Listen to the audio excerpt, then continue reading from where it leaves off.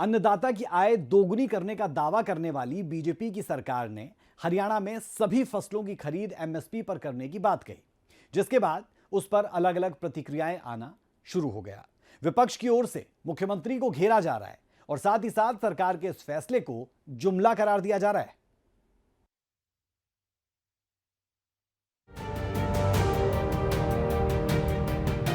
हरियाणा में प्रदेश सरकार की ओर से सभी फसलों को एमएसपी पर खरीदने का ऐलान किया गया। हरियाणा की धर्म नगरी कुरुक्षेत्र से मुख्यमंत्री ने किसानों को बड़ी सौगात देते हुए ये बड़ा ऐलान किया।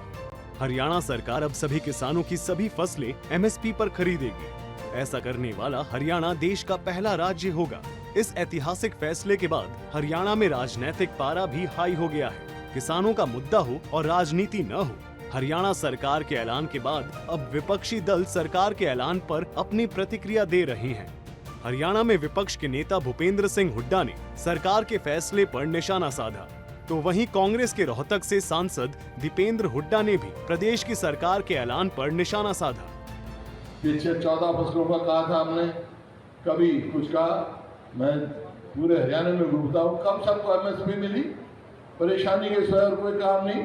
अब वो फसल बढ़ाने की बात कह रहे हैं। 10 साल तक इन्होंने एमएसपी की फसलें बढ़ाई नहीं, अब कह रहे घोषणा करके हम फसलें बढ़ाएंगे।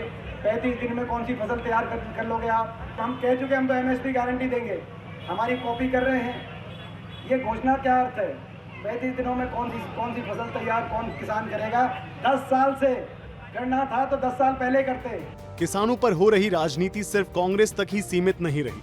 कांग्रेस के साथ साथ इनेलो भी सरकार के इस फैसले से खुश नहीं दिखाई दी। इनेलो नेता अभय चौटाला ने साफ किया कि एमएसपी का गारंटी कानून दे सरकार।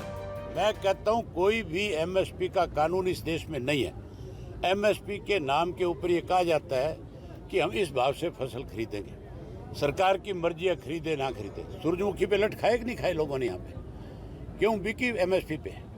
कभी कपास बिकी एमएसपी पे, कभी धान बिका एमएसपी पे। विपक्ष की ओर से हो रही राजनीति पर हरियाणा के मुख्यमंत्री नायब सिंह ने पलटवार किया।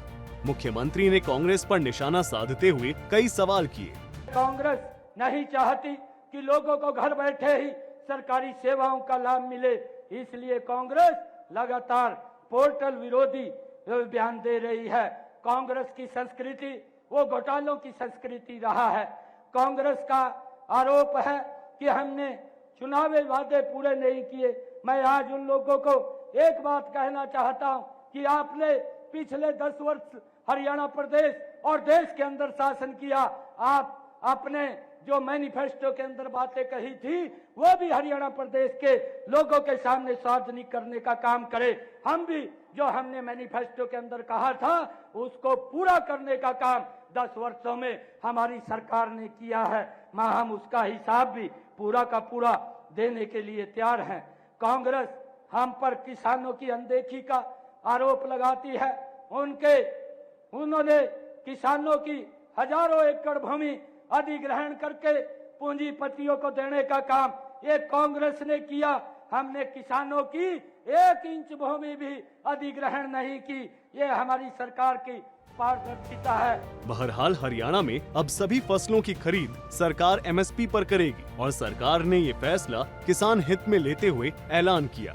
अब देखना होगा कि इस फैसले से आगामी चुनाव में कितना असर पड़ता है।